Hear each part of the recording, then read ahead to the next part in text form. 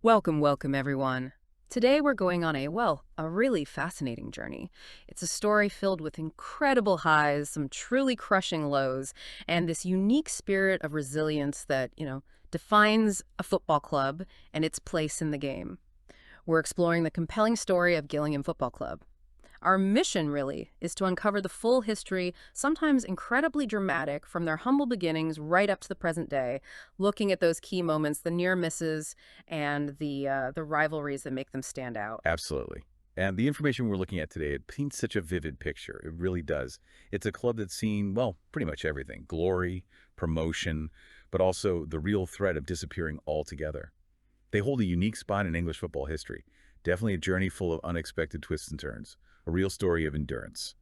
Okay, let's start right at the beginning then. So Gillingham Football Club wasn't always Gillingham, was it? Founded way back 1893. That's right, 1893. Initially as New Brompton Football Club down in Gillingham, Kent. And the name change came. 1912. That's when they officially became Gillingham Football Club. Right. And their home ground, Priestfield Stadium, that's been constant. Pretty much their spiritual home, yeah. Seen it all. The capacity's fluctuated quite a bit, though. Yeah, I saw that. Once held around 30,000 apparently. Now it's, what, less than half that? Exactly.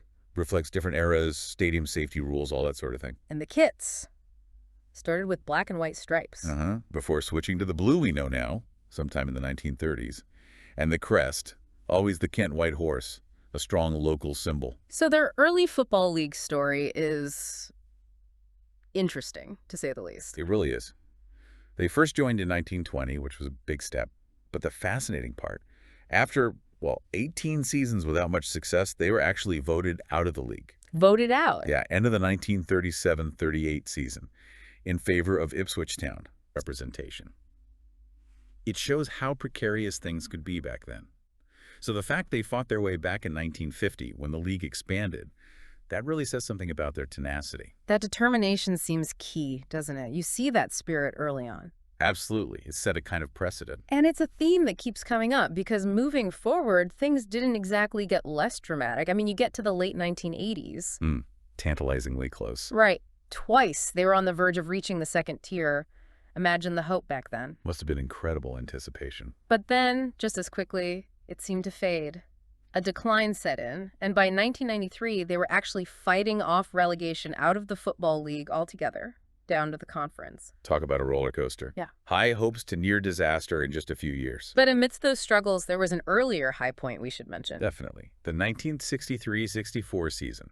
Under Freddie Cox, they won the 4th Division Championship. Their first major honor. Exactly. It wasn't just silverware. It showed what was possible. A real moment of triumph that maybe kept the faith alive during tougher times later on. And speaking of tougher times, the mid-90s. That sounds like it was make or break. Oh, absolutely. January 1995, the club hit a massive financial crisis. Administration. Which is serious. Basically like bankruptcy protection for a football club. Dire straits. By the end of that season, they were genuinely facing expulsion from the league, maybe even, closing down completely. It was that bad. But then, June 95, Paul Scally steps in, a London businessman. He bought the club, and, he saved it. Simple as that. Quite literally rescued them, and the impact was quick. Almost immediate. He brought in Tony Pulis as manager. Tony Pulis. And in Pulis's very first season, bang, promotion. Finished second in the old Division III, the 4th tier back then. That's an incredible turnaround.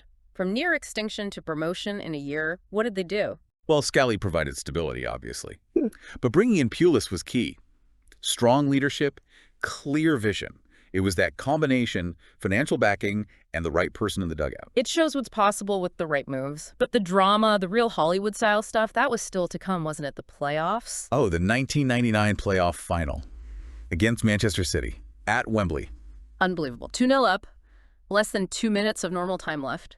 2 minutes. Agonizing. You think it's done? Yeah. In the bag. And then City score. Twice. An injury time equalizer sends it to extra time, then penalties. And City win 3-1 on penalties. Yeah. Just devastating. Yeah. For everyone involved. I can only imagine. And the fallout was pretty dramatic, too. Yeah. Pulis was sacked almost straight after. Gross misconduct was the reason given. Peter Taylor came in as the new manager. Shows you the pressure, doesn't it? Right. One loss, even after a miracle run, can change everything. But this is Gillingham we're talking about. The story doesn't end there, does it? Not by a long shot. The very next season, 1999-2000, under Peter Taylor. Back in the playoffs. Back in the playoffs. Back at Wembley, this time against Wigan Athletic. Nerves must have been shredded. You'd think so. It went to 1-1 after 90 minutes, extra time again. Oh, no. But this time, two substitutes, Steve Butler and Andy Thompson, they scored the goals. Gillingham win 3-2. Incredible. Promotion. Promotion to Division 1, the second tier, for the very first time in the club's entire history. What a way to bounce back from that City game, just pure resilience. That must have been some celebration, so that marks the highest point, their time in the second tier. Absolutely. A golden period, really. They stayed there from 2000 to 2005. Andy Hessenthaler took over as player-manager after Taylor left for Leicester. Right, Hessenthaler, another key name. And he led them to their highest ever league finish. Yeah. 11th place in the 2002-03 season. That spell in the championship, as we call it now, really cemented their journey. But knowing Gillingham's story, the roller coaster probably wasn't over. Not quite. The very next season, 2003-04, they only stayed up on goal difference. A real squeaky bum time, as they say. A sign of things to come. It seems so. Hessenthaler resigned in November 2004. Stan Ternent came in, but couldn't stop them being relegated back to League One, the third tier. So back down they went. And did things stabilize there? Well, the fluctuations kind of continued. It's the nature of the lower leagues, isn't it? End of 2007-08, relegated again down to League Two, the fourth tier. Here. But showing that resilience again, they came straight back up the next season via the playoffs. It just feels like it's always Chloe Kelly. Can't cope. Chloe Kelly, this is it. Another big moment for you. The woman who won the Euros for England the last time round, to win it for England this time round. Chloe Kelly is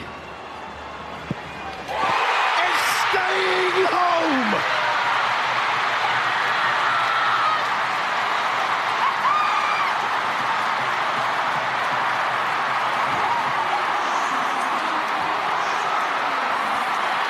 The legendary Lionesses. And you have to say, the now legendary Chloe Kelly. Never in doubt, Seb. Never in doubt when Chloe Kelly stepped up there. But what an achievement for these girls. What an achievement. Spain were brilliant tonight. The England just do not know when they beat. Unbelievable.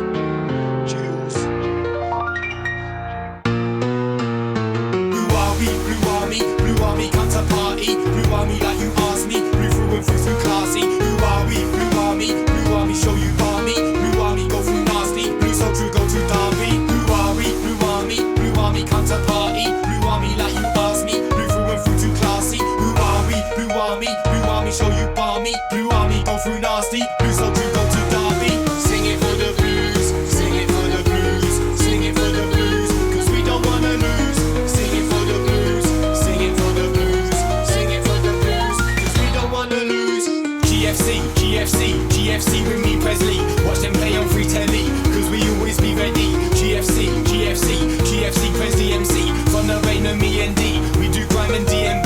GFC, K.E.N.T. Show me Sony BMG. We be GFC, get me. GFC, go see them be.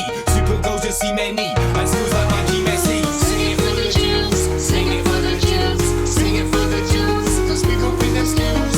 Sing it for the Gills, sing it for the Gills, sing it for the Gills, cause we gon' bring them skills. GFC,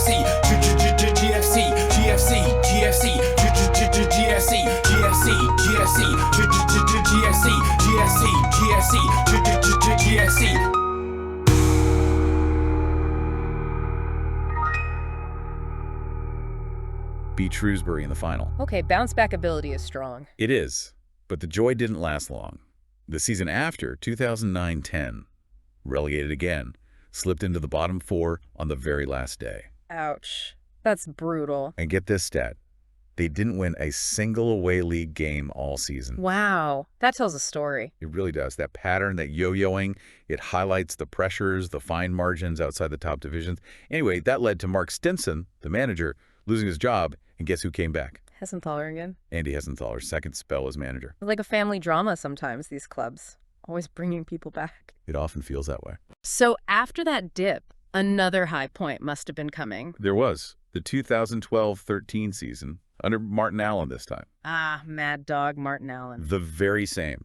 Led them to the League Two title in his first season. Champions. Their second fourth-tier title win. Again, showed that determination. Brilliant. Stability at last. You'd think so, wouldn't you? But again, football.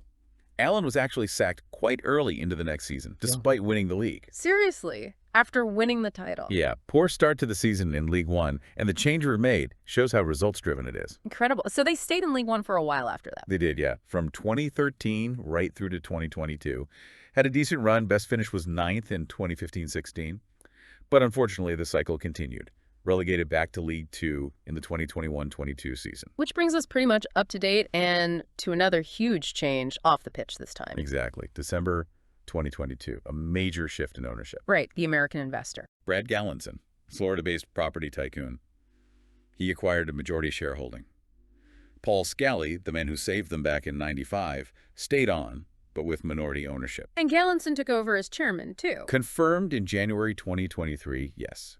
So a real change from the long-standing local figure to an international owner definitely marks a new chapter. It really does. What do you think that signifies for the club's future, its ambitions?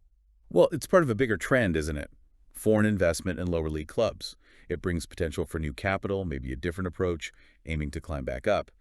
But keeping Scally involved, even in a smaller role, suggests maybe wanting some continuity too, respecting that history. It's a balancing act many clubs are facing now. It'll be fascinating to see how that plays out. Okay, let's switch gears slightly. Rivalries. This is where Gillingham gets unique. It's genuinely fascinating. That stat from the 2003 football fan census. Yeah, that basically no other team supporters considered Gillingham to be among their club's main rivals. How does that even happen in English football? It's quite strange, isn't it? I mean, our information suggests Gills fans themselves would probably point to Millwall as the closest local rivals.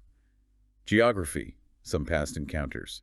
Makes sense. Okay, so there's something there. Yes, but then you have the Swindon Town situation, which feels more intense, definitely from the Gillingham side anyway. Why Swindon? Comes down to some really bad-tempered games over the years. There was a fiery playoff back in '87, apparently some trouble between fans in the mid-2000s too. Right, so there's history there. There is, but the key point is, Swindon fans, generally, they don't see Gillingham as a main rival. They've got other clubs they focus on. So it's a bit one-sided. It appears that way, yeah. Which raises that interesting question, what actually makes a rivalry? Does it have to be mutual? Or can one set of fans feel it strongly enough? It says a lot about fan identity and perception. That is a great point. Perception really shapes these things. Any others mentioned? Well, briefly, Maidstone United. When they came into the lead for a few years, 1989 to 92, being another K.E.N.T side, a bit of a local rivalry sparked up. Ah, before Maidstone's financial problem. Exactly. Shows how rivalries can depend on league status too. They faded away when Maidstone dropped out. And there was a sadder instance too, with Fulham. Yes, unfortunately. A minor rivalry, perhaps more resentment, stemming from the tragic death of a Fulham fan after clashes outside Priestfield in 1998. A reminder of how awful things can get and how that casts a long shadow. Yeah, absolutely. And looking ahead now, there's a new potential derby on the cards. That's right. Bromley coming into the Football League for the 2024-25 season. People are already calling it the A2 Derby or the K.E.N.T Derby because Bromley used to be historically part of K.E.N.T. So a new local clash to watch? Definitely. It'll be interesting to see if that develops into a proper mutual rivalry for both sets of fans over time. It's quite a story, isn't it? It really is. Gillingham's history is just a testament to resilience, isn't it? And the sheer drama inherent in football, that connection between a club and its community, even with these uniquely perceived rivalries. Yeah. And looking at the bigger picture, it just shows how clubs outside the very top flight contribute so much to the richness of the sport. They have their own epic narratives, their own loyal fans who stick with them through thick and thin. We've certainly covered a lot of ground, Being voted out of the league, that incredible playoff drama, the heartbreak, then the ownership changes, the slightly unusual rivalry situation, it's definitely not been dull. So here's something to think about. Given Gillingham's history, all those dramatic ups and downs we've talked about, what do you think is the single biggest factor that really determines whether a club achieves long-term stability and maybe success in the tough world of English football? Something for you to ponder. Until next time.